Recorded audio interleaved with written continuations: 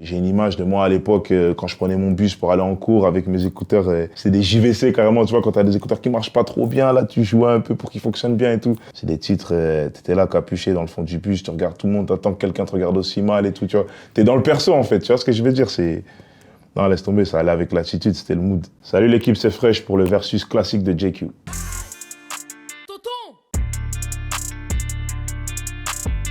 Les mecs avec ou sans permis, des low dans le box, la weed dans le coffre et le 20 grammes de pops. Au charbon comme le jeune fraîche. En mode, c'était un morceau motivant de ouf, tu vois, dans n'importe quel, même pour faire des bêtises, des fois, t'es un peu mitigé, et puis t'es là avec ton pote, ouais, c'est pour ceux qui bougent, pas pour ceux qui se chient dessus, t'as capté, ça veut dire, ça te met dans un mood. Tu sens, c'est l'ambiance de quartier pure et dure, tu vois, tu sens, il y a tout le monde, il y a des chiens, il y a des gens, ils sont même pas beaux, ils sont moches, mais ils sont là, ils te montrent vraiment, c'est la rue, tu vois, là, on est dehors, là, tu vois. Nombreux sont les victimes. Que des numéros 10 dans ma team. On sache que l'on perd, je me sers. Que des numéros 10, ça veut dire que des gens fiables, que des gens sûrs. Numéro 10, c'est un titre de Booba qui est... Carrément, t'as vu au Stade de France quand il a fait, ça m'a donné des frissons, c'est un beau titre. C'est des titres qui me font vraiment penser à... Putain, et le temps il passe. Tu vois ce que je veux dire? Le temps il passe, on grandit. Et c'est... Numéro 10, c'est un des titres qui me font encore penser à mon petit MP3. Je sais pas si tu te rappelles des MP3, là, vraiment, ça faisait en mode clé USB, tu mettais les sons dedans et puis tu pouvais aller, tu avais des piles même pour qu'ils fonctionnent. On va pas se mentir, Booba, c'est une carrière de plus de 20 ans, tu vois, il lance des artistes, tu dois mettre que du respect en fait. Tu peux mettre que du respect sur la carrière et sur ce qu'il a accompli, ça c'est sûr. Je fais des euros pourtant moi j'ai pas connu la terrible. 3000 euros à moi je trouve ça terrible. C'est pequeño, nique sa mère. Je pense que la plus belle époque de ma vie de, comment on dit, de jeune à adolescent, je pense que c'était ma plus belle période. Ça, c'était la période où on commençait à faire des sorties, on prenait de la place dans la ville et tout. Ça, c'était la pire époque, ça, vraiment. En plus, c'était l'époque où, tu vois, Niska, il avait son équipe, les Negro Deep, il y avait le XV Barbare, etc. Il y avait plein de petites équipes comme ça et tout. Et nous, on était là à Liège, dans notre petite ville, on regardait tout ça de loin, on kiffait. On se montrait de plus en plus. Et ce genre de morceaux, c'est des morceaux qui nous faisaient kiffer, je me rappelle. T'as Allo Maître Simona, t'as même Charlie Delta qui l'avait fait et tout, tu vois. Je pense que même aujourd'hui, tu mets ce morceau-là en te bois, ça retourne la boîte, je pense. Le personnage de Niska, c'est un personnage qui me parle de ouf, tu vois. Je me sens vraiment représenté par ce qu'il propose, tu vois, par sa manière de rapper, son truc. À chaque fois qu'il fait un truc, on rigole avec meuf, on dit putain, même nous, on aurait pu le faire, ça. Tu vois ce que je veux dire? Tellement on kiffe ce que fait le mec, tu vois. Et c'est une dinguerie. C'est pour ça qu'au final, aboutir sur une collab avec le mec, tu sens directement, dans le morceau que j'ai fait avec lui, tu sens directement que c'est un morceau que j'attends depuis, tu vois ce que je veux dire?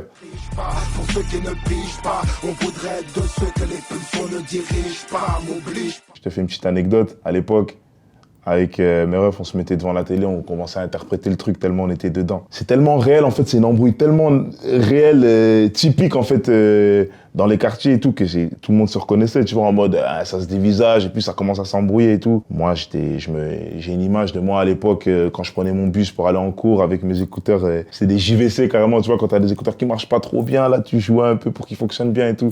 C'est vraiment cette époque-là, je te parle de cette époque-là, vraiment des titres comme Patrimoine du Ghetto, c'est des titres, t'étais là capuché dans le fond du bus, tu regardes tout le monde, t'attends que quelqu'un te regarde aussi mal et tout, tu vois. T'es dans le perso, en fait, tu vois ce que je veux dire, Non, laisse tomber, ça allait avec l'attitude, c'était le mood. Mais je reste toujours le même, un marmot borné, qui a du mal à dire je t'aime quand j'ai des problèmes de cœur, l'écriture. C'est eux les premiers hein, qui ont commencé avant moi à Liège, tu vois, c'était important, tu vois, ça c'est des grands de chez moi qui faisaient de la musique bien avant moi, ça veut dire que je les ai écoutés, j'ai écouté leurs sons avant, je les écoutais dans mes écouteurs comme je pouvais écouter un Niska ou un Booba ou n'importe qui, je les écoutais normal parce que c'était chez moi et ça représentait tout ce que je voyais, tu vois, ils parlent des rues, des endroits que je connais et tout, ça c'est des grands de chez moi, je t'ai mis Louftar, j'aurais pu te mettre un H, j'aurais pu te mettre un cas sociaux, j'aurais pu t'en mettre, il y en a plein, ils le savent. Comme c'est une petite ville, tu vois, il y a beaucoup d'amour qui en sort. Ça veut dire que quand quelqu'un fait un truc bien, tu vois, il aurait pas pu se dire qu'aujourd'hui, je parle de son titre sur JQ, tu vois ce que je veux dire? Flammé jusqu'à ce qu'on les arrose, faut pas se faire au balancer aux apparences, ceux qui parlent beaucoup n'ont jamais eu de... Sans faire le mytho, je crois que c'est un des artistes que j'écoute le plus, hein, parce qu'en fait, il a... Vraiment, quand j'écoute Nero, j'ai l'impression que j'entends un grand de mon quartier, un ancien qui te montre, hey, gros, ce que tu fais là, j'ai déjà fait. Fais pas ça, fais plus ça, tu vois. Tu sens quelqu'un qui te conseille de ouf, tu vois. Son rap, il est très protecteur. C'est bizarre de dire ça comme ça, mais je le trouve très protecteur, moi, dans le sens où il est conscient, il en a fait des choses, il est conscient de tout ce qui se passe, il vit une réalité. En fait, son rap, c'est une réalité. Je le connais pas personnellement, je l'ai rencontré une fois aux Ardentes, on n'a pas eu le temps de se parler longtemps. On s'est parlé 3 minutes, même pas, parce que je montais sur scène. C'était un honneur de ouf. Mais quand je le vois, j'ai l'impression de le connaître depuis longtemps. Quand je l'ai vu, j'ai l'impression de le connaître depuis longtemps, que c'était un grand de chez moi. Carrément, il aurait pu me toucher la tête, vas-y, fais un bon show. Tu vois ce que je veux dire?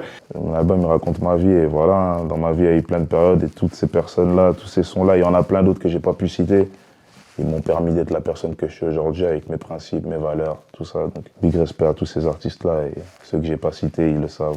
Ou ils le sauront dans une autre interview de JQ, ou si on s'en refait un, je sais pas. Mais Yo l'équipe, c'était fraîche pour mes classiques sur JQ. J'en ai choisi quelques-uns, j'aurais pu en choisir plus, mais bon, c'est pas le plus important. Le plus important, c'est l'album. Il est disponible le 28 octobre. Il est déjà disponible en précommande, donc inscris-toi, chope-le, on est ensemble, ça va marcher.